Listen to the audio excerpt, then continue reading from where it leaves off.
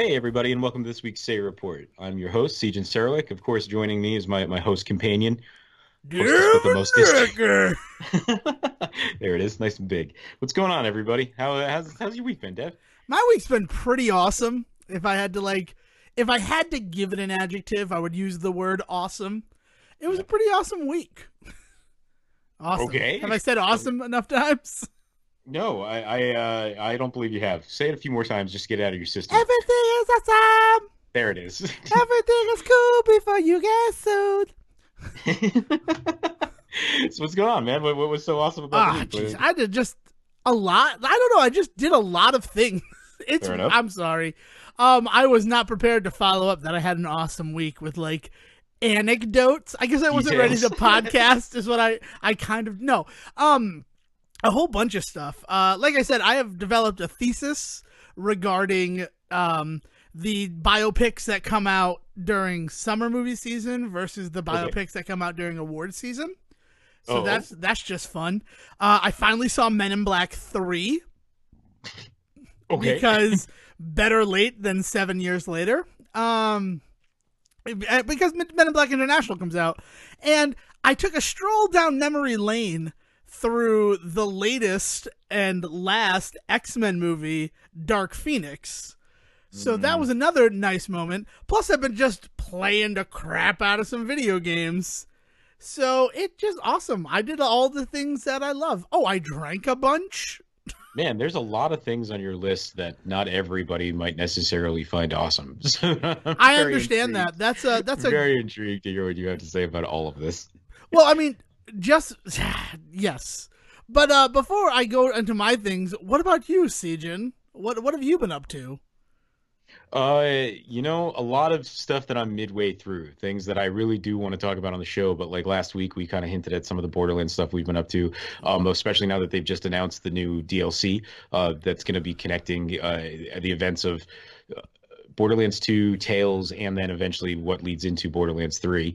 So like I'm super excited to get down to that with you guys, but again, we haven't done it yet, so can't talk about that. There's been a bunch of shit that dropped this past week in terms of the YouTubing video gaming verse because the big release last month, God, I cannot believe it's already been like 3 weeks, was the Five Nights at Freddy's Help Wanted, the VR experience, which in the YouTube verse like was fucking huge and kind of lit a bunch of shit on fire. So I mean, like I've been kind of digging deep into that nonsense. And then on top of that, I actively avoided at all costs Dark Phoenix. So to the point where today, with everybody at work being upset with that movie, I'm going to leave it at that until we talk about it later, that we ended up watching through all of First Class and Logan today at work. Oh, you mean the two good movies before it? Yeah, the basically in order of X-Men films, I was thinking about this today. If we're going to include Logan as an X-Men film, which I actually take I have issue some issue with but that too yeah, because but if we're good, but that is the way the internet is even looking at it. Is they keep comparing, Dark Phoenix as an X-Men film to what the consensus is what should have been the finale of the series, which was Logan. And if we're going to do that, then I believe you also then have to do things like take into account like Deadpool, right? Like I yes, mean, there's no definitely, yeah. and that's one of the reasons why I believe that Deadpool should be excluded. And not, oh my god, that sounded awful the way that I said it, but it feels like a separate universe. And along that same line, that's why I don't count Logan as part of it. Oh, for sure. It leads Yeah, into a but whole discussion that Dale and I had about we fought after Dark Phoenix, despite both of us being like, I don't want this to turn into a fight. yeah, but if we're gonna count Logan and Deadpool and all of that in this, then I have to say Logan is by far and wide the best X-Men movie that's been made. Like by personal, from what I've seen and personal feelings, followed very quickly by First Class. I think that First Class is just a stellar, just great X-Men film. And then after that would be Deadpool for sure. So top three are those two films. And this was the discussion at work that led to us being like, well, Deadpool's not on any of our Netflixes because Fox, just and like everything going on with the whole Disney stuff right now. But what we did weirdly have access to was First Class and Logan nearby, so we threw those on. But yeah, so my week has been, I guess, pretty awesome too. It's just been a lot of stuff that I don't necessarily, I can't get into quite yet. Cool. That's fine. I got plenty to talk about. Plenty to talk about. I'd like to kick off with a little bit of a quick debate. And it's going to be a quick debate. Honestly, I'm going to introduce this question to you. You're going to answer it, and then we're going to move on to the next topic. This is not quite a debate, but so much a question. But okay, yeah, A let's do question, this. well, like it could lead to debate, I guess. Here is a topic for debate. Better? Discuss. Discuss, children. Today, I beat the 1991 regular Nintendo game Wampum. Okay. And playing through the game, I saw a lot of similarities to the Journey to the West story. Mm-hmm. And I went online and I checked and found out that that's because it is a Japanese game. Sayayuri, I don't remember the actual Japanese title. Spirit from Heaven is the subtitle. Sayuki Taiwata 2. Wow, I actually remembered it. And it is Journey to the West. You play as Son Goku, and you travel. And the cool thing about this game is that it's like Mega Man. That's the reason why I decided to play it today, in lieu of having a game to play. Mm-hmm. But yeah. I'm counting all of the games that I beat this year because I did it as just like a fun exercise on December 31st to stay awake till New Year's time, midnight till New Year's time. I just tried to remember all the games that I completed in 2018, but this year I've decided I'm going to like make an actual list, and as I beat them, I'm going to write them into my little document. So after finishing Wampum, which is wholly inappropriate as a game, I found the Japanese version of the game and played through that. Now the question is that two separate games? Yeah, see, I thought that's where you were leading, and I've been sitting here pondering this for a moment. So here's here I'm gonna answer your question with a question like a total asshole. Is it just a reskin, or is it like a reworked game just based on the same mechanics, or is it a complete just like if I laid one over the other, there'd be no difference in mechanics or anything like that? Yeah, if you laid one over the other, you wouldn't know the difference. Okay, so I think that unfortunately I don't think you can count those as two separate games. Okay, you played the same game just with with a facelift. Yeah, that's fine, and that's exactly why I asked.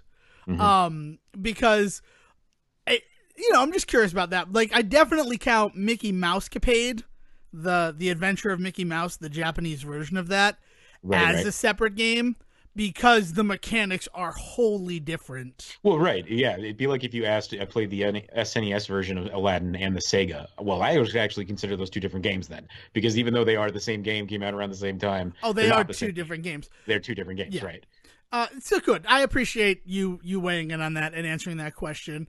Because I'm like, I don't know. I did it.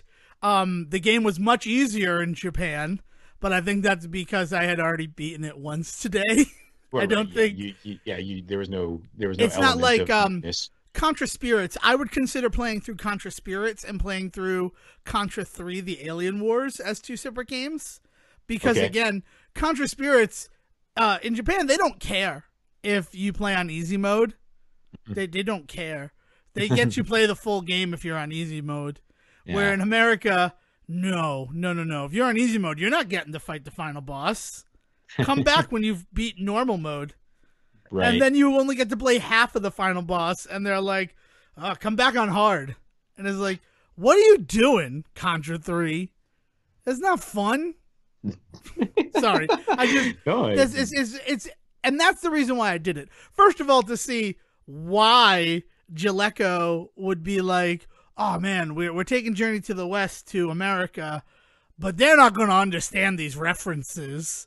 Let's make him a Native American. Real weird that they choose not to do that. I mean, what's really surprising about this stuff all the time is when people point to things like, oh, the West isn't gonna, the West isn't gonna get any of this sort of reference if we do it this way, so let's do it that way. But then you look at something like around that same time, Dragon Ball Z was being introduced over here, like, you know what I mean? Like, which is another straight up Journey to the West like send off, like, and it was just Dragon Ball at the time. It was just right, but regular, which is more Journey to the West well, than yeah, Dragon Ball Z is. right. I mean, Yeah, Goku's on a fucking cloud, right? I mean, like, so there's this entire idea that like these companies say this bullshit, and then you look and you go, actually, that's actually just your own fucking issues getting in the way there.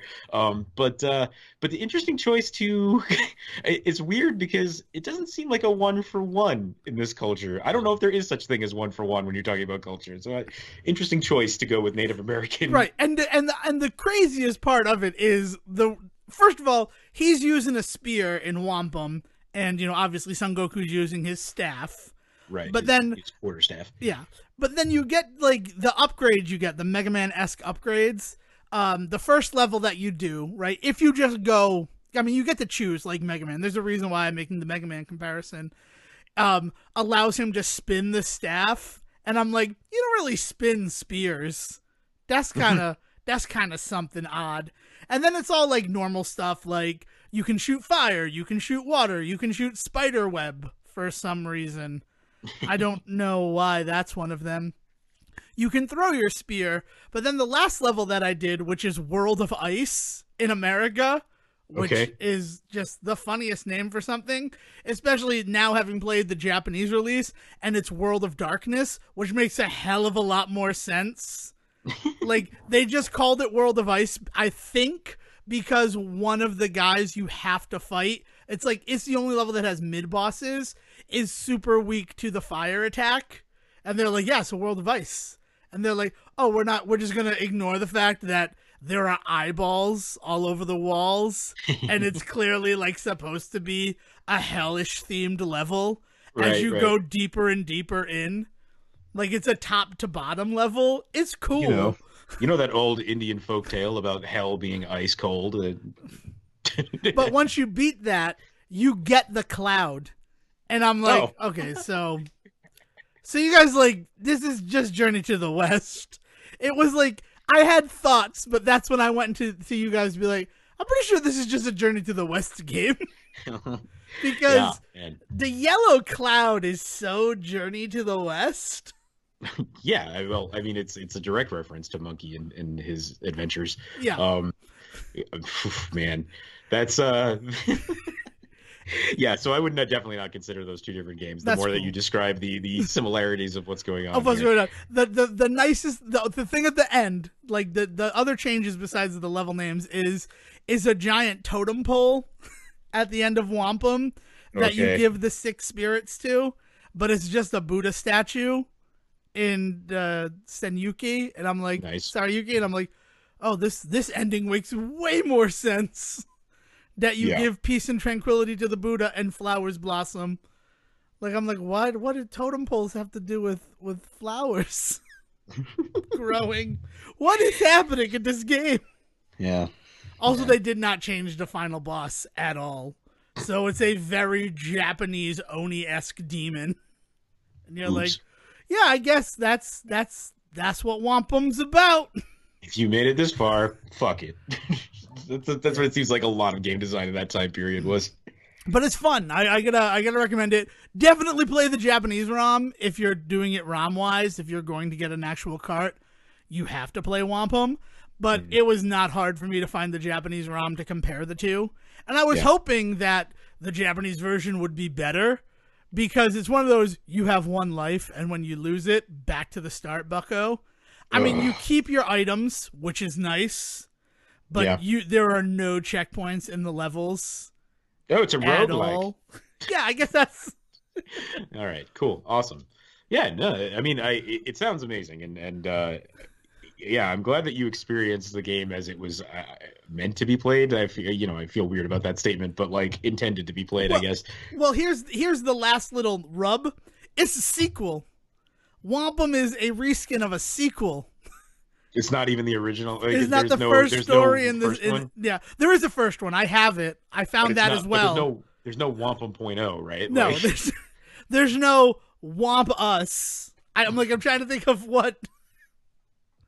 Wamp. Yeah, Wamp Me is pretty good. So yeah, that was my adventure through video games today. And I also did Willow, but that was last week. Play the Willow game. It's just Zelda, but you're Willow. I love Yeah. Willow. And it was, I have not watched Willow, I'm going to say conservatively, in 7 years. Yeah, jeez, man. When And whenever the big like 20th anniversary or 25th anniversary was, when yeah, when like they do with movies, where for some reason, just because the movie's been out for so many years, they put out like some $30 version of the DVD that they think you'll buy. exactly. And most people do. That's why they do it. I mean, the 35th anniversary of Ghostbusters is this year, and they have a Steelbook 4K Ultra release of Ghostbusters. And there's part of me that wants it, but the other part of me is like, remember when you bought it on Blu-ray and the high fidelity let you see a lot of the practical effects?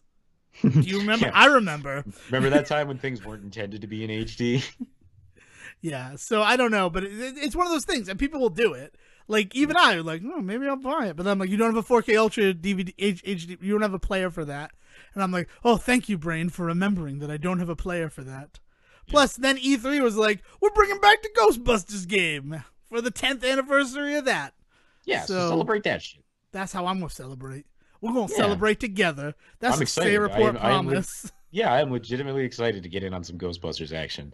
I'm super excited. It'll be a nice break from whatever Borderlands nonsense we're in the middle of at that point. Right. We just need to put our egos at the door, and that's me saying that. Don't But worry, I will leave my Egon at the door. yeah. Also, your the Stay Report Junior's already decided your race stance. Okay, as long I was gonna say, don't make me Ernie. I'm gonna feel Your weird brother about was that. like, I want to be Ernie Hudson. And I was Sure, like, there we go. oh, Zach. okay, cool. Out of the four of us, you'll be the one that'll pay him the most respect. Probably true. He's my favorite Ghostbuster after Peter Venkman. Yeah, But it's like just, yeah, oh, he's great. Like having like done the research into those characters as deep as I did, I have a real respect for Winston Zedmore. And I kind of think they did him dirty in the I'm happy that movies. you. Well, of course they did. Yeah. I love that you guys made me Ray. I'm totally down with that. It's my favorite quote in the entire movie is when he goes, "Listen, do you smell that?" Yeah, it was one of those things where Zach said dibs on Zedmore, and Dale's like, that's fine as long as I get to be Egon, and Zach's like, oh good, because that's Devin's Peter Venkman. There's not. Let's take this a step further. Who would be our keymaster and who would be our... We don't have those, I guess. I want to be mean and like name check Friends on a Couch. Like that right there just kind of feels like it. Yeah, let's do it. That's it. Quincy, you're my keymaster. Oh, Oh, Quincy. forever. I Super Kenshi Mobile Love Best Cyber Squad away. Because someone There you go. asked me where Brendan Fraser History Month came from, and I went and learned the title of that. I never even learned it on Yeah. that show or now. Good, I'm glad. But yeah, so those are some of the games. I have other game stuff to talk about, but where do you want to roll to? Where do you want to go with this? I'm popping. I'm full Well, we of should- steak burritos and cold brew coffee. we should talk about Dark Phoenix. It's an event, and I mean it should be given its due on this show as such. There's some stuff You going haven't down about it, seen it. huh? It's weird when we talk about things that you haven't seen. Yeah, I'll be honest, Dev. I haven't seen the last two X-Men movies, but either. I mean, I've got no desire to. And Okay, I mean, cool. like, so we should still talk about it, but like, I'm all about it. I just want to. So wait. So you've seen First Class, didn't see Days of Future Past, didn't see Apocalypse. no, I did see Days of Future Past. Well, I thought there was one between an Apocalypse and Now. Was there not? No, Oh, see, that's how up to date on this. there was Nonsense I am. supposed to be I New would- Mutants, but New that Mutants, movie but keeps that movie getting keeps getting pushed back. Right, to the point that Which I don't actually- think it's ever going to happen. I mean, the preview is out. It's filmed, so it's going to happen. It just might end up being like a straight to DVD, or possibly now that Disney owns everything. I'm wondering if it's going to be a straight to the Disney app type situation. I know they're probably Oh. going to mastermind it. Yeah, they'll figure out something to do Yeah. with it. But like, so let me lay the groundwork here. So I was not looking forward to Days of Future Past when First Class came out and they were like, "Hey, we're rebooting the franchise and here it is," and I was all about it. Like I fucking love First Class, as I mentioned earlier. Like I think best X-Men movie, second best X-verse movie, like for sure. Like I think that movie did everything that I wanted it to do with an X-Men movie, right? And then all of a sudden, Days of Future Past starts getting put together, and everybody's talking about how they're tying the two universes together, and I was so upset. And I was, and like, to a point that was probably unfair at the time. But in retrospect, I now no longer feel bad about it. But essentially, I was really upset about the idea of tying the two universes together. I thought the whole point was that we were done with the first universe. And then, lo and behold, I see Days of Future Past and was wholly disappointed. Like, I love Hugh Jackman as Wolverine, and as I mentioned, Logan is like the best one in the verse, right? But trying to bring him into that universe in any way other than the cameo that he has in First Class was just not what I wanted. And like the way that they tied together the two universes never really sat right with me. I know that you take some issue with time travel in the Marvel universe as it is, and I think that my issues stem from this movie when it comes to the ideas of time travel in the Marvel Cinematic Universe. That's my first. First of all, you also need to consider that on the heels of First Class, you have The Wolverine, which is also a fantastic film. Oh yeah, it's number 4 in my exactly. If I didn't count Deadpool, it would go Logan, First Class, The Wolverine, because The Wolverine. That was a movie where I'm like, I really don't want to see this movie. Yep. Like they have never done him justice, as far as I'm concerned. But also, is Logan in Japan, which is some of my favorite comics. Exactly. So I couldn't not go see it.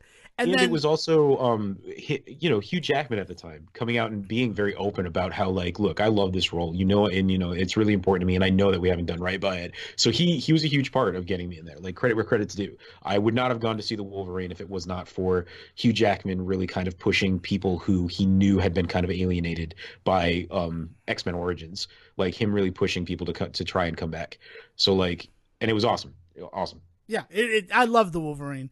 And I love the end of the Wolverine too, where Charles and Magneto, Eric, come to him like, we need your help. Like that was a cool like way to bridge those two stories. Yep. And if it turned out that Wolverine was the same, because we had already seen him being the same in First Class, if he just was always Hugh Jackman in every universe, I'd be all about it. Yes. I still would have been all right with it. And to like a lesser extent, I was fine with thinking that James McAvoy would eventually grow into Patrick Stewart, ditto Fassbender into Ian McKellen. Having that be a theory off screen would have been fine with me too. Like if somebody wanted to, if First Class was the only one in that universe that existed, off screen, if you wanted to be like, yeah, I can see how this eventually becomes that, I'd give it to you. But especially today with rewatching and seeing some of the stuff that happens with certain characters, especially the way that Raven is treated in the entire series, it separates itself so nicely that I could allow it to be. But well, I guess what I'm saying is, they still grow into those characters, fully understanding from a Devin Decker standpoint that it's still a different universe. Okay. Just because, I mean, Hugh Jackman is eternally Wolverine, right? They established that in First Class. Even saying that it's a reboot, right? They still made that cameo to have Wolverine there, and it's good. And no one really was bothered by it, right? Like, and there was no part of me that's like, oh, so this is like the real connector to the original trilogy. I'm like, that's just a good cameo. That's just good filmmaking. Thank you for like making the fans cheer. And then when we see at the end of the Wolverine, we need to send you back. I'm like, I'm still okay with it, because it also helped me jive with some of the differences in the Wolverine that didn't line up with the original trilogy. Yep. There's some issues with his memory that I have with that movie for sure. Exactly. So I'm like, okay, cool. I'm fine. I'm completely fine with where this is going. But then for them to like straight up say, no, it's the same. This is the past of the trilogy. And it's like, no, there's no way you're going to reconcile that for me. Yep. Ever. Yeah. And so the biggest problem is that Days of Future Past exists. Mm-hmm. Which sucks because it's such a great story in the comics.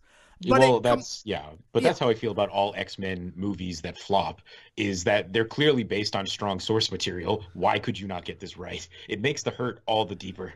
Right. And if it had just been Wolverine, like the memories of that Wolverine from the Wolverine going back in time to help them and do that storyline, I would have been completely fine with that. I would have been fine with that. Mm-hmm. And that's not what happened.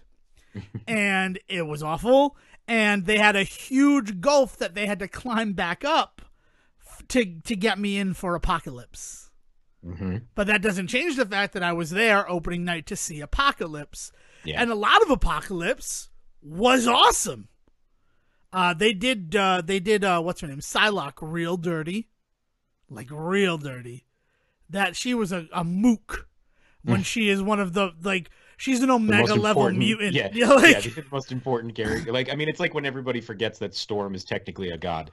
Like, hey, which, that was a, okay. So when Apocalypse came out, I think it was Apocalypse. It has to have been Apocalypse. I had a debate online about the level of Storm's power. And that popped up in my Facebook memories the day before I went to go see Dark Phoenix. Yeah. And I had researched. I'm sorry. I feel like I'm cutting off the topic. No. I just want to make sure that I'm on the same page as you about this. We understand that Storm's power is immeasurable, right? like the whole point is, yeah, okay. So I mean, the basic of that, I said my initial response to the question of how does her power work was, whatever the writers want her to be able to do, she can do. To end. She we need someone who can do this. Oh, Storm can pull that off. How? I don't know. There's electricity in the brain, and she can kind of control electricity. Okay, cool. Lunch. Yeah. Like that's what it felt like. And then someone said that I was wrong. I was being rude to the character, and then I found a direct quote from writers of Storm being like, she's kind of able to do whatever you want her to do. It's how we've always written the character. And no one's upset with that because she's humble about it. Like, she never acts like she's better than anybody despite being a god. Yeah, well, it's one of those things that DC struggles with Superman, right? Is how do we have a character that's capable of anything but still make him relatable, right? And what Marvel has always done better is make relatable characters. I mean, compare Marvel to DC. That's always been the reason why I prefer them, is because they make characters that no matter how powerful they get, there's still a speck of humanity that you can connect to, villain and hero alike. Like, that's the whole point of Marvel. And Stan Lee and Jack Kirby and all those guys, they openly talk about that sort of stuff with characters. Yeah, for sure. So, and that's, transition to Dark Phoenix. I mean, Apocalypse is enjoyable on its own. Is not great Apocalypse story if you're looking at the source material, like Xeeking said. But then we get to Dark Phoenix, and the first thing that happens is that Storm uses her powers in space to seal up the dying Endeavor spaceship. They're like, Petrol's holes up, and she does it. And I'm like, okay, so I literally just had I literally was just reminded of an argument I had about the level of her power. But the biggest issue is atmosphere is necessary for her powers to work. All of the limitless shit you could have her do, you had the one thing that actually breaks a limit. And I'm like, so I don't think she could hold a spaceship together outside of the atmosphere of Earth, which is where they are. And I'm like, so funny enough, I might argue that she actually could, because there's oxygen and there's an atmosphere within the ship. I've already rationalized it away. No, not even that. I'm not, like I said, like, my going back to it is my understanding of Storm, and this is based on a much different reading than I'm sure of yours, because I'm sure you've gone much deeper with this character than I ever could at this point. But like, my understanding of Storm is that she is on like a godlike level. So this idea that sometimes a rule will break around her, and you have as an audience member just have to accept it, because at some point you have to realize that the rules don't always apply to her, which I think is an important thing for me with Storm. Like, whenever I read something in a comic, especially because I don't read them religiously, sometimes she does things and I'm just like, oh, okay, she can do that now. And I'm just accepting it because she is, as I said, on that level of like a god. Yeah, and I mean, the way that I justified it, and it was actually the thing, because she can use her powers inside of a place as long as, all of the elements required to make weather are there, which is like the building blocks of weather are there. So inside of that spaceship, there is oxygen because they're not wearing helmets, any of the astronauts. Right. So her being able to capture those things and then manipulate them the way that her powers allow totally solved it. But the second they're like, Storm, you got this, right? I'm like, oh, in a lot of the representation of her in like the only rule of Marvel, no, she technically doesn't. I mean, I'm watching her do it, but especially like, at such a young age. Isn't she played as a yeah, younger she's version of much herself? younger in that. Yeah, so like more, especially as a younger version of herself. Yeah. Also, I don't know how in 7 years that actress is supposed to be Halle Berry, but Days of Future Past told us it is. And Nicholas Holt's gonna be Frasier. He's gonna be 50. Yeah, in 7 years he's gonna be 50. It's all those tossed salads and scrambled eggs. I earned that one. Count it. You did. But yeah, so first of all, I like The Last Stand. And the weird memory lane that I went down was like looking at the people I went and I saw that movie with. And I like The Last Stand. The Last Stand is weirdly connected to an important moment in my personal timeline. If I may take a brief detour, may I take a brief detour? You've never asked permission before. Okay, this is a pretty wacky and wild brief detour. That's why I'm asking permission. Here we go, everybody. Compared to everything we've ever done so far on this show, let's buckle in. So as hopefully, if you're a listener of this A Report, you know that CJ and I met getting our theater degrees at the University of Rhode Island, and what? Ta-da! We probably crossed paths before that because Rhode Island is so small. But yes, that's. How we probably did. There's no doubt in my mind that we existed in the same space. These are the moments where I wish we were a television show, so that like that existed, that like footage. Yeah, that flashback. Yeah. But we met at URI Theater, and I went there for technical theater and theatrical design. So during the summers, I would try to get as much work as I could around Rhode Island, and I decided to take a scenic design job for a church. They wanted me to do set design for this show about runaways and how Jesus helped them like realize their place in the world. Okay.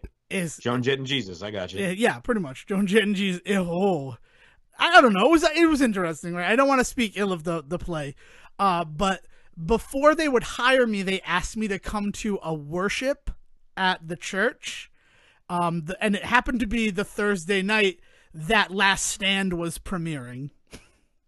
That's weird. That borders a little bit on illegal, but okay. Well, let's continue to say that this church, its location was inside the woman's home. They didn't have like a church location. They just met in this woman's home. Okay, I was gonna say, when you say the woman's home, my brain logically wanted to go to like a woman's shelter, like a chaplain woman's shelter. I get that. Then I could see why they would do runaways. No, you mean literally in a human female's home. Yes, it would be like, you've been at my house for solstice, right? Mm-hmm. It would be, instead of that table full of all the foods, if those were chairs set up and my mother was at the front leading people in a worship. Next solstice party, by the way. But yeah, yes, we'll do that. It'll be fun. It'll be different. So I just go to this woman's house for a worship, and she's like, "This is an extra special one. We have a prophet here from Australia." And I'm like, "Oh." And then Will stepped out from the shadows. That'd be incredible. But Will, like, you need to think our personal timeline. Will is still 2 years out. Yeah. Okay. I don't know what Will is doing because we're not a TV show. We can't drop in on him after, while the credits are rolling. So this guy, like legitimately a man who says that he communes with God is there. And I am sitting there like, oh my, how long is this going to take? I got there at 7:00. I'm like, I need to be at the movie. I am meeting people to see The Last Stand. And I got to be honest, this job, not paying that great, already a lot of red flags. I need to get to X-Men tonight. Like, that was my priority. So I said, have you ever Well, then been you had at your a... own church to go to. Yeah, It wasn't much of a lie. it's very true. I don't know if you've ever been to a worship or if you know what a worship is I as mean, related to... yeah, it's like a gathering at a home with basically I know them as like Bible book club essentially. So it's a little different from a Bible study. A worship is specifically it's to let your inhibitions down and to allow the Holy Spirit to flow through you. Like, it's basically a spiritual orgy is the grossest way I could describe it in terms that I think Oh, everybody would understand. I was gonna say, as much as it might be the grossest way to describe it, it also is probably wholly accurate. Boom, there you go. Boom! We are on fire today. So I go and I am quite polite as I listen to her speech, and then they have the worship thing, and like there's a guy behind me like legitimately convulsing and Speaking like in just tongues, that feeling sort of it. stuff. Like, it's just like, and then the prophet comes out and he's like, somebody here has hurt their leg. And there's a kid in like crutches with like a big cast on. And he's like, it's me. And he goes over and he's like, you are healed, my son. And I'm like, I don't know what I have gotten into. Where am I? I am in East Greenwich. I am 2 minutes from the movie theater. And there is part of me that is afraid for my life. In no uncertain terms. I've seen Red State. I know how this shit goes down. So it ends. It's all over. And I'm trying to get the hell out of there. I'm just like, I'm done. This has been an interesting experience, but not only do I have plans, but I'm probably not going to take this job. I'll be honest.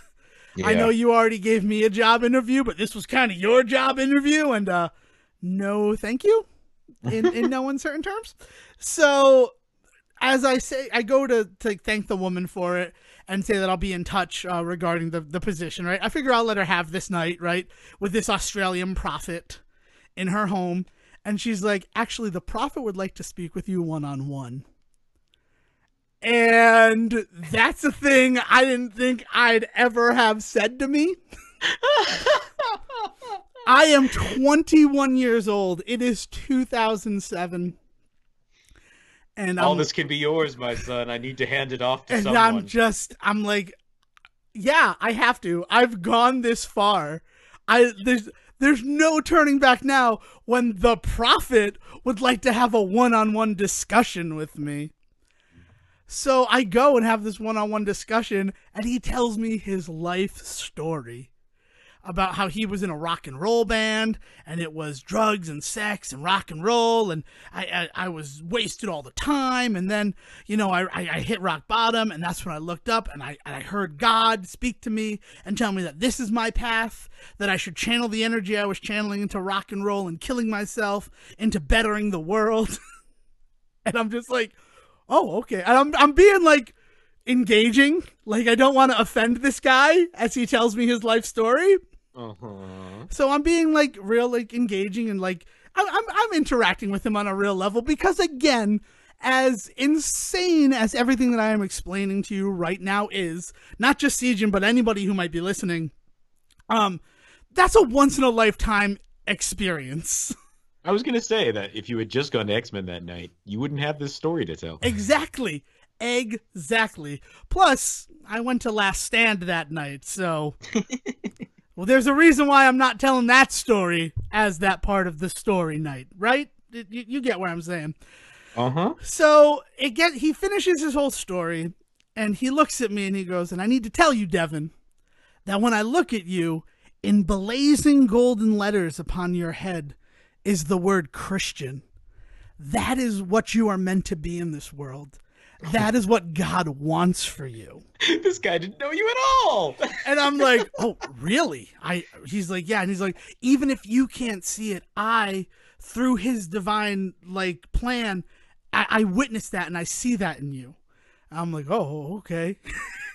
And he's like, and if you agree to become one with him and to spread his message, we will tear out your heart that is full of sin and replace it with a new heart that beats in rhythm with Jesus. So I'm gonna be honest with you. Some Temple of Doom shit In the up in back here. of my head is going Kalima. Yeah, Kalima. And I'm like, oh, really? And like, I was not. I tell this story like I'm like a cool customer, but on some level, I am now fearful. I am now fearful that I am some sort of sacrifice at this weird cult that is in this woman's house, and I don't know what to think. Yeah. So, but because he is who he is, he says, would you be interested in doing that here tonight in front of all of these followers of the true message of God? And this is, if I'm ranking myself, this has to be the number 2 greatest moment in my life. Oh, God. Because I am in enemy territory. I am a little nervous because of how it was presented to me. And I look him in the eye, and in the sincerest words ever, I say, that sounds great, but I got a ticket for X-Men in an hour, and I gotta go. And I yes. And I Excellent. noped out of there. Like I just That sounds gone. great. But I got a ticket to go see these X-Men peoples. That's cool. I got plans. I got to go see the mutant persons. And gone. Bye, Jesus. Just gone. Like, like I said, I got there at 7:00. I left there at 10:30. Don't worry, Jesus saves you a seat. Don't worry. Yeah. Oh. Well, I had to go pick up people. Like I was responsible for rides. Oh God. So I had to like go, and then I'm like, I'm so happy to be surrounded by people that I care about at this time. And we're about to go see X-Men: The Last Stand, which I'm quite excited about because of the story that is present there. In the back of my mind, I think I remember you had to pick up Elise, and I'm sure that she wasn't happy about you being late, and I'm sure she doubly wasn't happy at the end of that movie. Yep. All the true stories from Xeeking. Yeah. But then I was thinking, after watching Dark Phoenix, I was torn right to that night. Mm-hmm. Because all of those Nothing people... really as interesting happened. Well, yeah, nothing as interesting. Well, I mean, we had a good night. We went to Cello's, and they're back on mugs. They got rid of the Pilsner glasses. All right. So I drank like Norm Peterson. I was in the Norm Peterson seat at the Cello's, and the bartender just kept bringing me mugs of beer. Like, if it was empty... when I got there, she's like, Dale's driving, right? And I'm like, yeah, she's driving tonight. She goes, okay. And they just kept coming, Xeeking. It was pretty great. Yeah. Hell of a great way to start out a movie night. Yeah. But yeah, so, and then I think about all the people who were there when I saw Last Stand, and the only person I still communicate with on any sort of regularity is you. So it was this weird connection to our past watching Dark Phoenix. But I don't know if the connection would be as strong if I wasn't offered a new heart that beat in time with Jesus before that movie. You know what's really, really interesting is it's funny because I do also have a weird connection to that movie, and part of the reason why I don't enjoy Last Stand is because the first X-Men comic that I read cover to cover, like not comic but arc, the first X-Men arc that I read beginning to end, Joss Whedon, Astonishing X-Men, The Cure, specifically the Cure storyline. Yeah, and that was just a guess. I'm sorry. No, I don't know. You were there when I did, actually. It was when you, me, and Pat Boz worked that trade show that we had to become the tech guys at because all the computers didn't have fucking Adobe on them. Oh, jeez, remember that? When we went to this huge-ass conference for teachers or some shit like that. It was an audiology conference, which I think of all of their shit on I think Adobe. of that every time because we record a podcast, and one of our bonding moments was working an audiology conference where nobody wanted to listen to us at all because we were like over-hire help. And then it turned out, I'm just like, yeah, none of these computers are ready for these people. And so we sat there and spent 2 days getting all of those computers together, and then 3 days sitting on our ass. That was pretty good shit. It was a great job. It was fun. That's when we watched Howard the Duck. Is the first time I like ever went to your house. Like it's a powerful time in our friendship. Yeah, so that is the way that I relate that. So when I think of Last Stand, I don't even necessarily think of it as a Dark Phoenix movie. Like I know it's there, and I don't forget that that's part of it. But whenever I think about that movie, I always think about the Cure storyline and about how pissed off I was at how they did such an injustice to that. So it's only now that I can look back on that movie really and look at the latest release and see the Dark Phoenix story and for what it is. And um, my actual connection to that actual story is actually through the what did they call their reboot of universe that Marvel just did. But when everybody's like 20 years younger, and they just redid this story, fucking Guardians of the Galaxy are in the middle of it and shit like that too. Like the Trial of Jean Grey is one of my favorite Guardian stories actually, it's it's only tangentially about them, despite the fact that they seem to take up 3 issues of the whole story.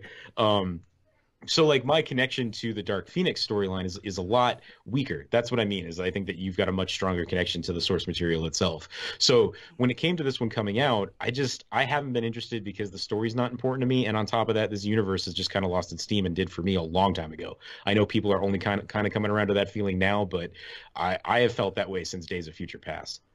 Yeah, I mean, here's the thing. I'm right there with you. The only thing that got me to go to X-Men movies was Dale saying, "Let's go see this movie." And she will go see whatever I say. So Mhm. it seems only fair that I would go see these X-Men movies. Oh, and if somebody dragged me to them, I would go. I wasn't like No, staying, I wasn't actively avoiding them so much as I was just like, I'm not making an effort to go to this. If anybody in my life is, I'll come with you because I'll go see anything, but I'm not making the effort on my own. right. But I can definitely put in terms of like moments that matter to me, X-Men First Class has influenced how I watch movies going forward. And Hmm. it's in a stupid way. I will like wholeheartedly hand up admit what I'm about to say is stupid, but we saw X-Men First Class. It was like a 10 a.m. show on a Sunday where Yeah. Dale and I saw it, and we were the only ones in there, and she she missed the first like where we're located, like, because that movie is my favorite part about First Class is every time they go somewhere they tell you exactly where it is. Right. And like latitude and longitude, it's so in depth, and she missed the first one. She's like, I missed that one, and I told her what it was, but then when the next one came up I read it aloud to her, like so that she wouldn't miss it, right? I don't want you to tell me you missed it. Here's what it says. And then the next time one came up, as if to almost like preempt me being a dick again, she read it out loud. And we just ended up going back and forth that whole movie, which you watch it today. It's like 9 or 10 of those that come up in Yeah, First yeah. Class. Hmm. And we just had so much fun with it that any movie we go see when one of those comes up, it is, I mean, it's a running tally. I know for a fact that Dale gets to read the next one, and then it just continues in that. Awesome. And it's just so much fun, and it's like, and it's 100% because of that experience with First Class. So that's a movie that I think of almost all the time, especially when I think about like why I went to go see Kingsman: The Secret Service Yep. was 100% because of First Class. Like Yeah. nothing else. It was, I really liked his work on First Class, and that's why I think I was a little bit disappointed by it, to be completely honest. By Kingsman, you mean? Yeah, by Kingsman. Is Yeah. that like, look at this other movie you did that was like time period and all this, and oh, I feel like you missed the mark with this one, but it happens. Like, I understand that it happens. You also know Kingsman's not like a period piece, right? No, I know that, but you know what I'm saying. You know, Yeah, yeah. Okay. I was wondering if part of what you missed was the fact that it was supposed to be present day. This isn't the 70s. That fucker has a cell phone. exactly. That's the exact joke. No, it's just like one of those things where, but it's I don't know. Kingsman: The Secret Service it just felt like it had no tact. Is the best way to describe that movie. Mhm. As a movie that I saw in theaters and was like, I'm never gonna watch again. But then my mother's like, I want to see the new one and I need to see the old one, and I'm like, I hate this. And watching it again, I'm like, all right, I don't hate this as much as I hated it when I first saw it in theaters, but it's tactless in a way that the Golden Circle is not. which I don't. What are we talking about? Where are we? I don't know, man. You were talking about First Class and your feelings on it, and then you went on a Kingsman tangent. Oh, okay. So Dark Phoenix. Let's talk about what we were going to talk about. First of all, I love that its title is just Dark Phoenix. I think that is my favorite thing about the film. That in international markets it is X-Men Dark Phoenix, but in America they're like, ooh, I think we got to separate ourselves from that X-Men brand a little bit. I will be honest, nobody's calling it that in the press. Everybody's calling it X-Men Dark Phoenix. Even I think on Rotten Tomatoes, I think it's even titled that. I will have to double check that. But you're the first person to point that out to me. I did not realize they weren't referring to it as X-Men Dark Phoenix. Well, I mean, I'm a big fan of in movie, whatever they call the film, that's its title. Okay. I'm a firm believer in whatever the actual title card says is the title of the movie. Okay. I'm just going to be esoteric about that. But in addition to that, it was always marketed as Dark Phoenix, and it only seemed to be like leading up to its release that people started calling it X-Men Dark Phoenix. Mm-hmm. And it felt like it may have been a side effect of Pokemon Detective Pikachu. Yeah, fair enough. Like it just felt weird, and I'm like, I'm just going to call it Dark Phoenix because I'm pretty sure that's the title. And then that's what the title card is. And then I read an official thing saying Dark Phoenix comes out this week unless you're an international viewer of the film, where its title is X-Men Dark Phoenix. And they even talked about why they felt they could get away with calling it just Dark Phoenix in America. Yeah, look at that. Yeah, it's definitely titled just Dark Phoenix in America. That's super weird because I had no indication of that, because everybody's just been talking about it as X-Men, as the new X-Men movie, X-Men this, X-Men that. I hadn't even picked up on the fact that they weren't even calling it that. Yeah. So it's what a weird move on what they've always intended to be the last movie of this particular franchise.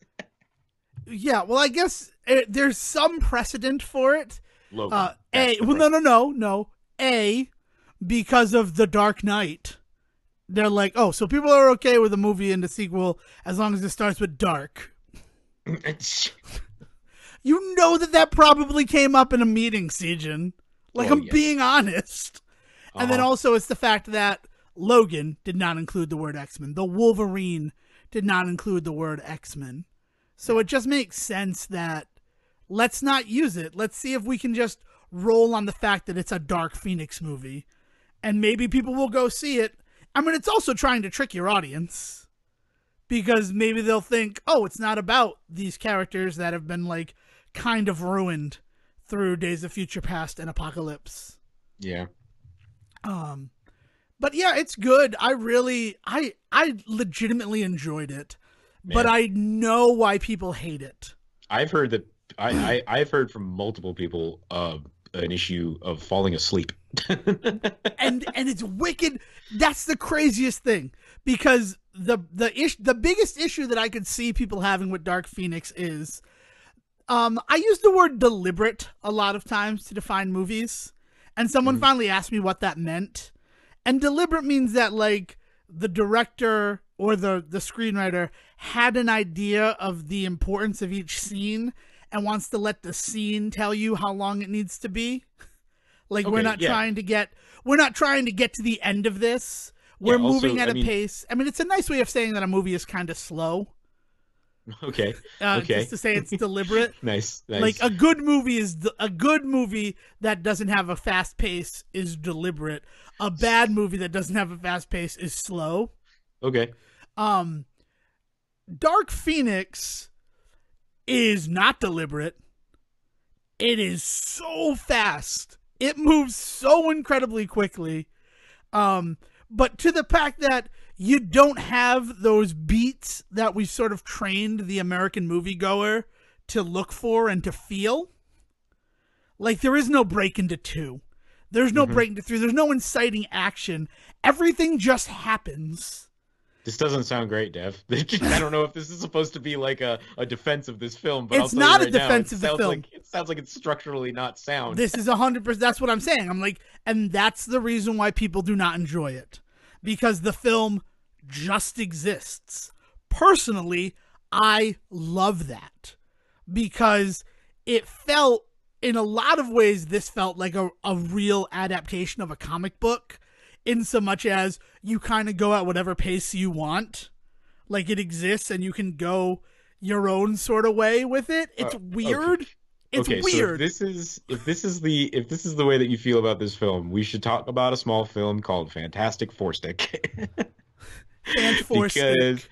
because whatever, man, fucking bullshit nonsense. Because this is how I felt about, because a lot of what you're describing feels like how I felt about that movie. That there's not really connective tissue. There's not really like a build and then like a climax and then a build and then a climax and then the big climax. Like there's no real structure to that film, and it felt very much like this is issue one, this is issue two, this is issue three. Shit, we intended this to be a 6 issue thing, but it's only gonna be five now, so we're gonna wrap it up really quick. Here's issue five, and it's like, oh, okay, like it feels. See, when I think of the word deliberate, it's funny that you use that word specifically.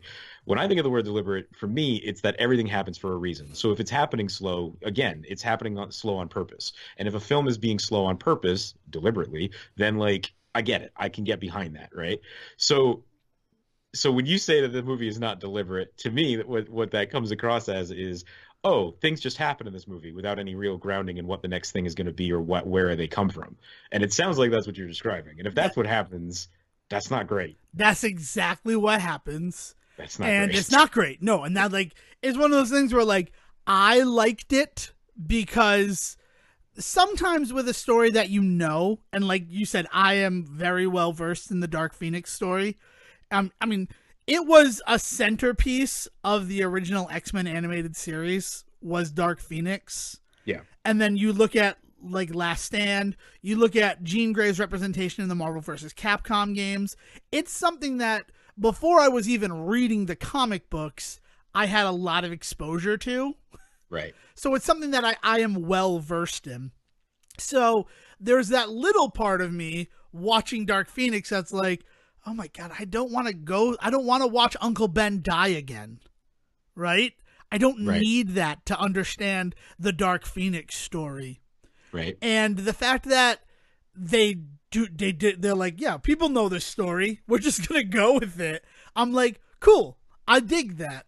But I am someone who knows that story. And that's the type of movie that I want from it. I understand why other people watching it would probably want to be like, hey, when did Magneto get Genosha? Maybe instead of just taking us to Genosha, you give us a little bit of background. Yeah. And you don't have just the one line from Magneto saying, the government gave us this land. We are here legally. It's like, that could have been a good story beat, that he's on Genosha. I don't know what to tell you. Yeah. Yeah. Yeah. But that did not deter me. But then after watching the movie, I'm like, I know that this is why people will not like Dark Phoenix, because their brains are not ready for a film like this that just happens and hopes that you are interested enough to come along for the ride.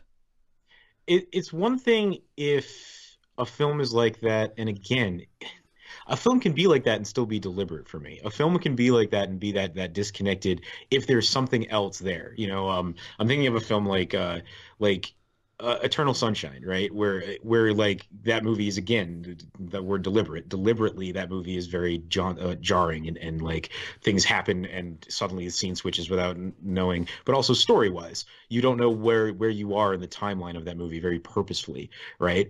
And so like that can work if it is built correctly, and so a movie like that can still be popular is what I mean. So like to sit there and say this is the reason why people don't like this movie, I don't know if that sells it. Like I think the reason that people are very upset with that film right now is because that franchise has been on a downswing, and this movie, like you're saying, says fuck it, everybody knows the story, let's just tell it. No, you've missed the part where this story was told 10 years ago at this point, and since then everybody's run away from this franchise. You don't get to say, hey, everybody gets this story, because not everybody does, actually. Right. No, and that's what I'm saying. That is not me saying this movie is great because of it. I'm saying I liked this movie in spite of that. Yeah. And I understand because like I mean, I saw it with some people, and one of their reactions was, "So, they were just fighting regular people at the end of that movie," and I'm like, "Oh, so you missed a huge plot point about this film." But I'm not surprised that you missed that huge plot point because it was kind of like all these people are aliens. And next slide. Like, Yeah, yeah, like that's a none of shame. those people they were fighting were people. They were all aliens. We're waiting for that franchise to go out on a fizzle, though. They cannot possibly think that they're going to make another one in that universe, either universe, right? It's well, technically there are 3 universes and 4 Wolverines.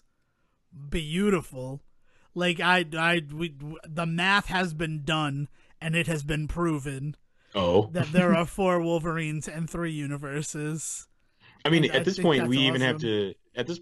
to say that Logan is probably not in that universe, right? Is that part of the That's argument? that's part of the argument, yeah. Yeah, yeah. That's like the 3rd universe Wolverine.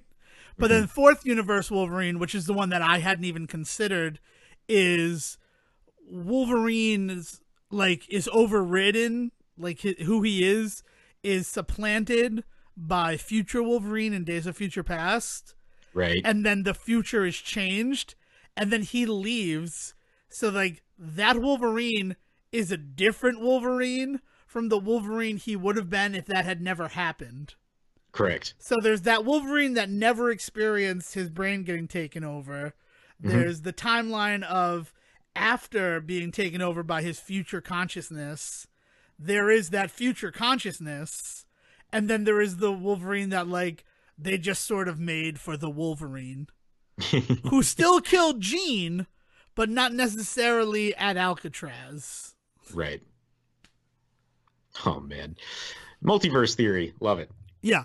And that's like that's what Dale and I fought about to like wrap it all together nicely. And she's like, I like that it's just one big thing.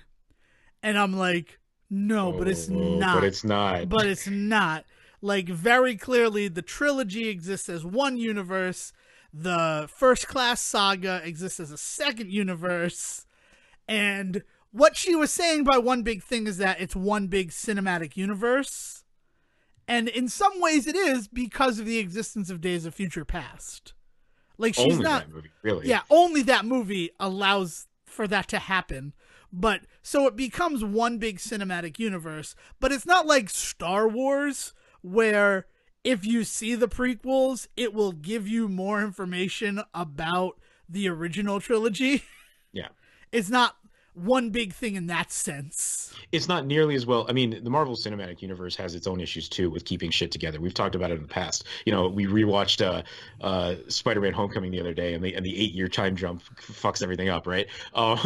Like that's there's definitely holes in the Marvel Cinematic Universe, right? But what the Marvel Cinematic Universe movies do better than the X-Men Universe movies is they make you forget that, Yeah, you they know, just or ignore it. forgive it. They Yeah, ignore it really they well. forget or yeah, they forget or forgive it really well. Well, not just them. They also allow you as an audience member to, right? Because I would argue that the X-Men movies also try and ignore it as well. But the problem is that it doesn't hold up to scrutiny and nearly as well as the MCU does. So I think that that's one of the things that's really interesting is because, you know, everybody has been comparing DC to Marvel for years about how they haven't been able to get their act together and forming a cohesive universe. But I think we forget that there was also this weird in between, which is what Fox has done with the X-Men universe, and about how it held together only by the sense that they wouldn't let the fucker die. Like like like really that movie is Duct held together tape with and like determination. yeah, that's really the only thing holding the X-verse together at this point. Um, yeah, But yeah. yeah, there's no way that Logan is connected to anything that we saw before, except for maybe the Wolverine. Hmm. Like that's the only one that I can be like, yeah, these two movies exist in their own cinematic universe. Hell, there's no way that the end of X-Men Origins Wolverine is connected to the beginning of it. Like if you watch that movie, it's two different fucking films. Yes, that's very true. And there's 2 different Deadpools. Yep. Like as much as Deadpool like references himself in that film, is a different universe. Oh, the break is 45 minutes into that movie. It becomes two separate universes. You then have the universe that has Deadpool in it and the Wolverine, and then you have another universe. That is the end of that movie. That doesn't go anywhere after that. Exactly. It's nuts. It really is nuts. But yeah, I liked Dark Phoenix. It was a fitting send off. In a lot of ways, it let characters actually be the characters in ways that other films haven't. Like, it was sort of the best Cyclops in anything that we've seen. That's encouraging because I feel like he's the one of the most. You want to talk about done dirty? I think he's one of the most fucked over characters in the entire X verse movie X verse. Yeah, like he actually gets to look capable and like he has stuff to do, and that's fun. Like, it's fun to see a Cyclops who like is able to do things. Yeah. And is not just like, the professor will be mad at us. Jane! Oh, and now I'm dead because no one will miss me. Jane! I love James Marsden. I love James Marsden so much, but it's the writing. It's just poor writing for the character. Yeah, well, and we have to remember that the other big thing about the X-verse, like versus the Marvel Cinematic Universe, is that Fox didn't do themselves any favors. They didn't reboot. They didn't refresh after everybody's attitude towards comic book movies changed. You know, when X-Men and X2 came out back in like the Sam Raimi Spider-Man era, they were perfect movies for that time for what comic book movies are. Well, I mean, and X-Men kicked that off. Like, right, let's be exactly. honest. Yeah, There's no of course. Spider-Man without X-Men. Yeah, for sure. Well, none of it exists without Howard the Duck, but we'll get into that at a we're, later date. Teasing. I thought my nice tease of we watched Howard the Duck at your house was enough. That's foreshadowing. That's not teasing. Teasing is actually saying here's something that might come up later. But like, yeah. So by tying First Class, a la Days of Future Past, man, we're really finding the crux of the issue here. Is definitely that movie. Oh, it's Days of Future Past. There's no doubt. Yeah. I mean, that's literally been the argument point since the argument that I had with Dale. That like that bridges them, but that does not make them the same thing. Yeah, well, and so First Class really is that move to reboot that franchise and bring it into the new era of comic book filmmaking that Marvel's that really brought to fruition through Iron Man and Phase 1 and all that, right? And so First Class really does a good job of taking characters that we knew and love and bringing them into this new style of filmmaking for comic book movies. And then Days of Future Past comes around and fucking Bryan Singer kicks it all back down the fucking road, back to where he was doing things in the 2000s. You know, dude's done a bunch of terrible shit in his life. On that list, very far down it is fucking up the entire X-verse and not letting it grow. Well, the grossest thing about it, because yes, he is pretty much solely responsible for that, but it's also the fact that X-Men was dead in the water after Last Stand. Like, the reason we get X-Men Origins Wolverine is to try to kickstart that series again. Because everybody loves Wolverine, we'll do a movie about Wolverine, and we'll be saved, and everyone will forget Last Stand except for Devin Decker, who really liked it for some reason. I mean, I saw it 3 times in theaters.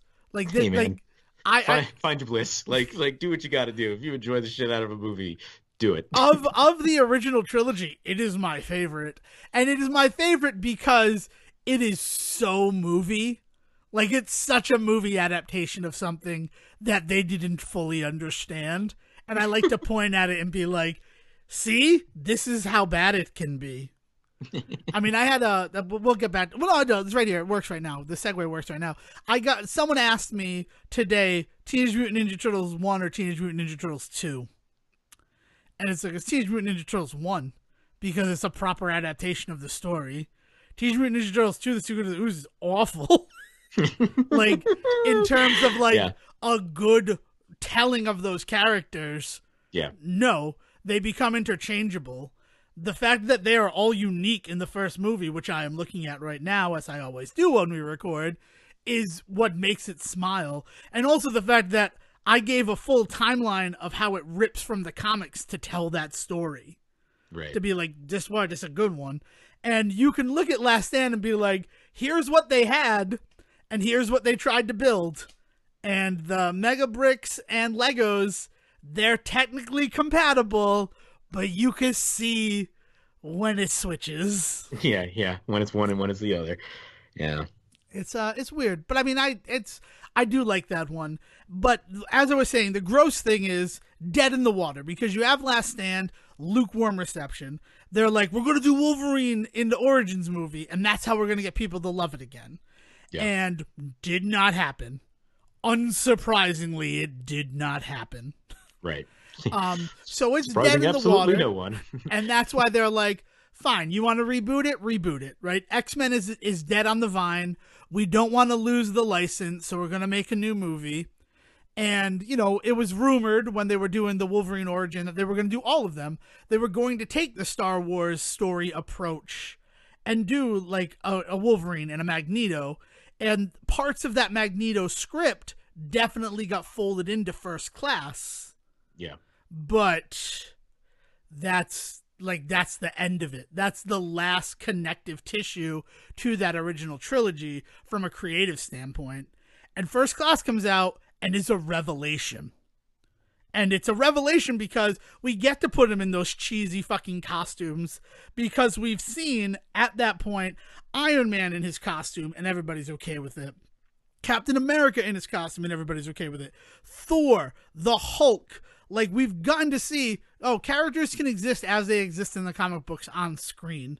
That doesn't make them any less viable for audiences. Right. So we finally do an X-Men movie that like satisfies everybody. And that's when all these people who are like, oh, I'm never doing another X-Men movie is like, I want to be in the next X-Men movie. I still have a contract. That contract said that I could be in X amount of sequels, and that I want in now that X-Men is popular and a viable franchise again. So it's not just Bryan Singer being like, I want to do this. He's one of those people who says, I have a contract. Yep. I helped build this. Yep. I want some of this money that you're making. Forget Matthew Vaughn. Bring in the Big Daddy again. Right. And then you have Halle Berry and then being like, I did Catwoman. I need to come back from that. James Marsden being like, I was in that Death at a Funeral USA retelling. That made them all Native Americans, wampum style. Like, you have all these people who need that for their careers and are like, right. I will ride that hype train from First Class. I don't care about creatively if it doesn't make any sense. Do it.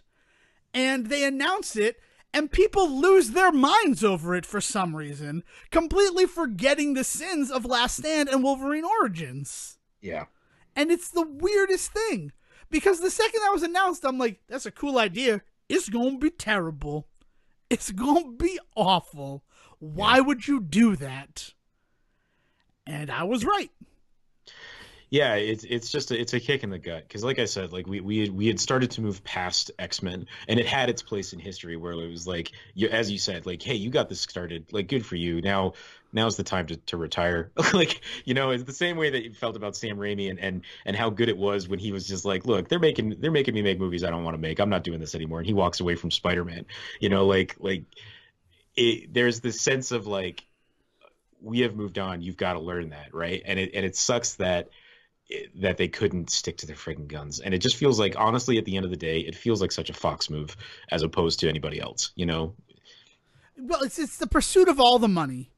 Yeah. That's what it is. I mean, a lot of these companies, they're not happy making money. They want to make all of the money. Right. And if they see any path that will get them a cent more, they will take it, even if all of the warning signs tell them not to. But yeah, it's interesting because, like, you look at the way that Disney and Disney Marvel are handling certain things that they're dealing with now, and you know they're not free from this critique at all. Like, they're out there for the money too. Let's not act like there's some. Oh no, we're not. Yeah. But look at the way that they handle something like James Gunn and everything that happened with that. Like, you know, bit of a risk bringing him back in, one that I wholly support, and that can be something that people can yell at me about on Twitter if they want. And I'll have that conversation. But like, I'm not gonna lie to myself and say it was the obvious answer to that problem, right? but they do things like that. Marvel has sent even before Disney owned them. That Marvel has always been willing to push themselves and to do things maybe not necessarily that are going to be the most financially viable in the short run.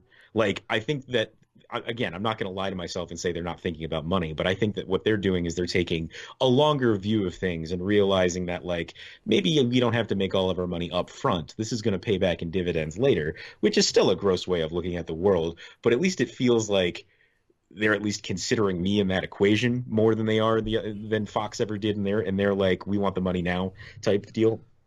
Yeah. I mean, all you need to look at, here's what we have proof of everything that you just said. We have proof in the fact that DC saw what Marvel was able to do, tried to create their cinematic universe without taking the time and care that Marvel did. And there's a reason why it is what it is today. Right. Because they wanted to rush it to market so that they could make as much money as possible. Yeah. And from a financial standpoint, that worked. It's like why they made the Twilight movies as quickly as they did. Because they knew that people weren't going to care about vampires in a year. So we need to start making these movies now while people still care. And it makes perfect sense. But more important is X-Men and Spider-Man. They come out one right after another, right? 2000, 2002, maybe 2001. I don't know. In order to do that, I have to think of when I was grounded. Like, it was right after 9/11, because remember that the end of Spider-Man traditionally had the Twin Towers in it, and he saved the helicopter between the Twin Towers, and they straight up had to redo the ending of that movie so 2002. at like the last minute. Yeah, so it's 2002. It's like May of 2002 or something like that. It's exactly May of 2002, because I was given a repass from my grounding to go to Bridget's graduation party, and then after that, everybody went to go see Spider-Man, and I got in trouble because my parole was to go to the party, not to go to a movie. Words that were used. My life, ladies and gentlemen. But you look at those two things, and Spider-Man became financially viable after it lost Sam Raimi, right? Nobody wanted to touch it. And, what's it? I mean, they both come out 2007. Spider-Man 3 and Last Stand are both 2007 films. Yeah. Fantastic Four is around then too, right? Or Silver Surfer. Silver Surfer, Rise of the Silver Surfer is 2004, I think 2006, maybe 2007. Actually 2007 would make a lot more sense in terms of our personal timelines. But I don't have proof. I'm not even thinking about Fantastic Four right now. I am thinking about those two movies. And the trajectory that X-Men follows from 2007 is wildly different from what Sony does with Spider-Man, where they're like, we're actually going to go and try to create our own universe. And when that failed after two movies, rather than try to keep it alive, they went to Marvel and said, so how can we get a piece of your action? Yeah. How can we get a piece of what you're doing? Right? Yeah. Yeah, 2007 was a bad year, comic book movies. Bad year. But Ocean's 13 came out and made us all forget about Ocean's 12. Yeah. But that's the thing is, so they go and they understand it, where X-Men, pretty similar trajectory going forward. They make Origins. They try to stay in universe instead of creating their own new universe, the way that Amazing Spider-Man did. Does not work. They reboot for 2011. Sony rested. They let Fox do that and saw, no, people don't want this. So they come out with Amazing Spider-Man in 2012.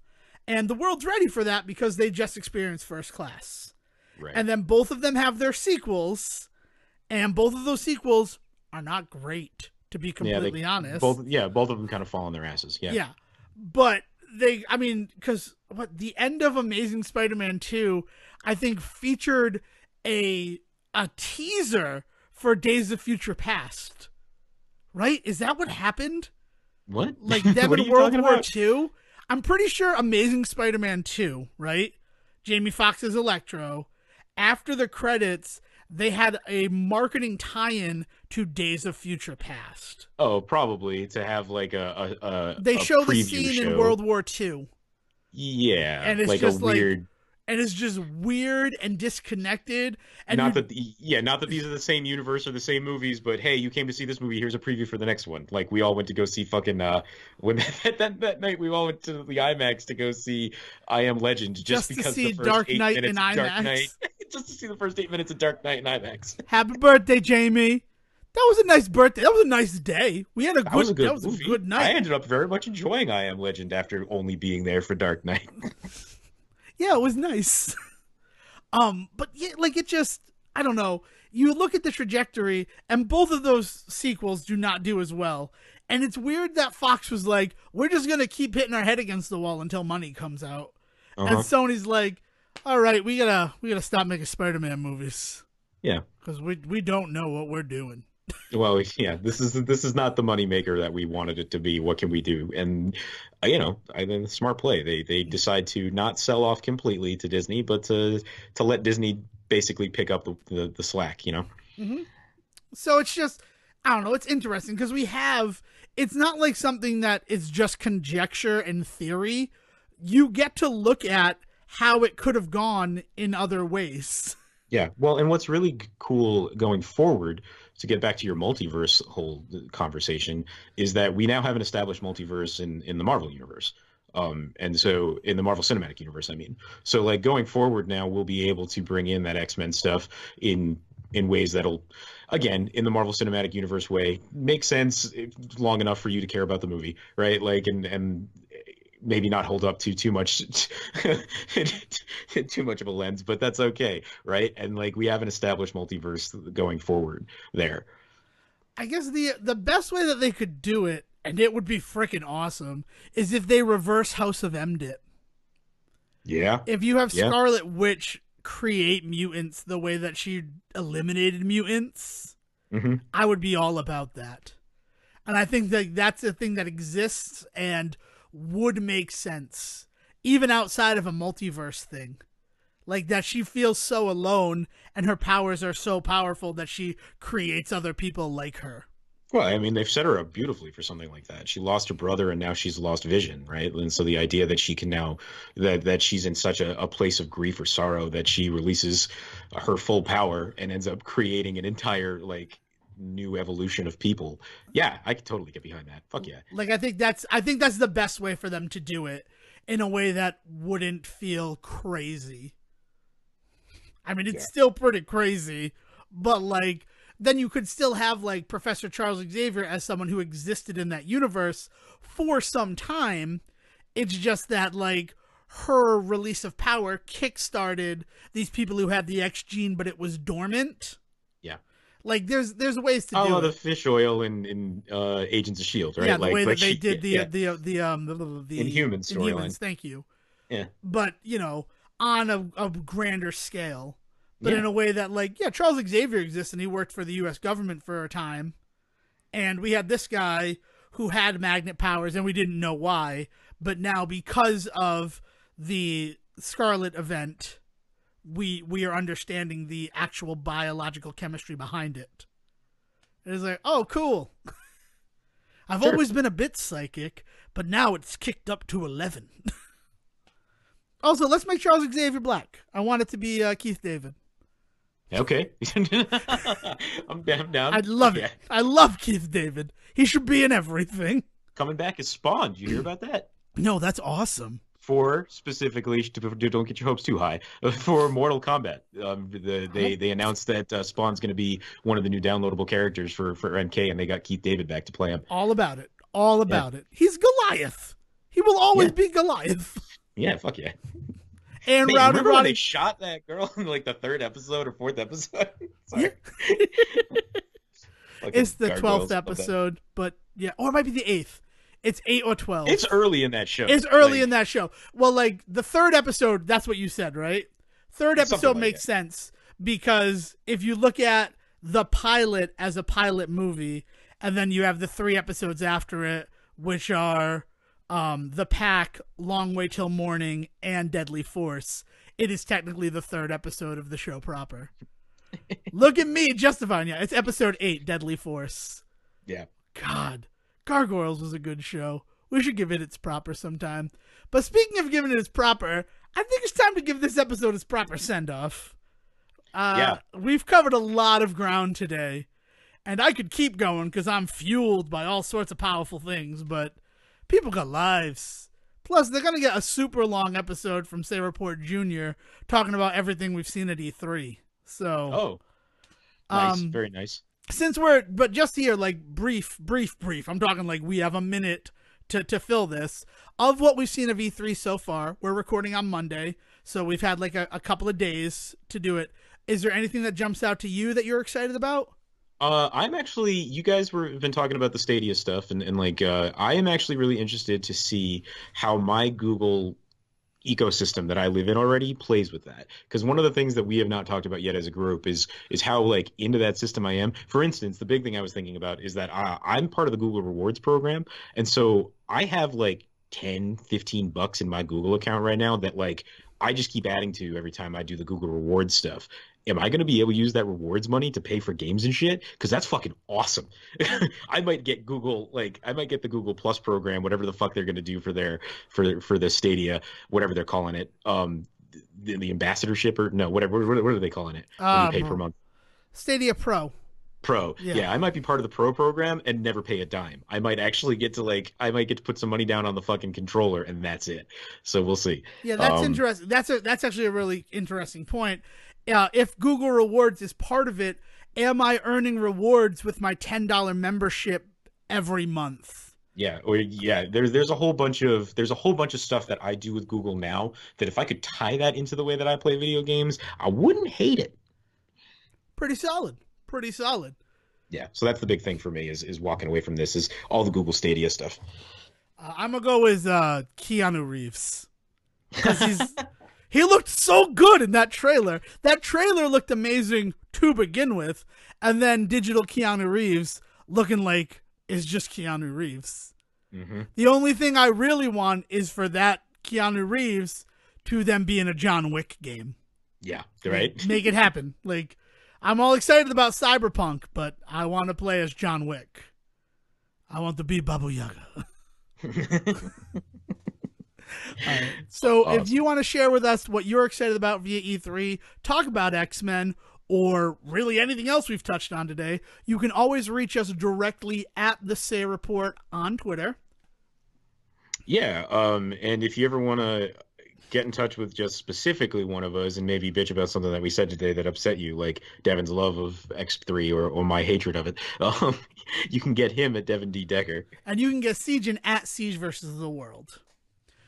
So until then, let us through it to the only Australian prophet we need in our lives. William, please let the people know that we love them. Thank you for listening to the Say Report with your host Devin Decker and Siegen Serwick.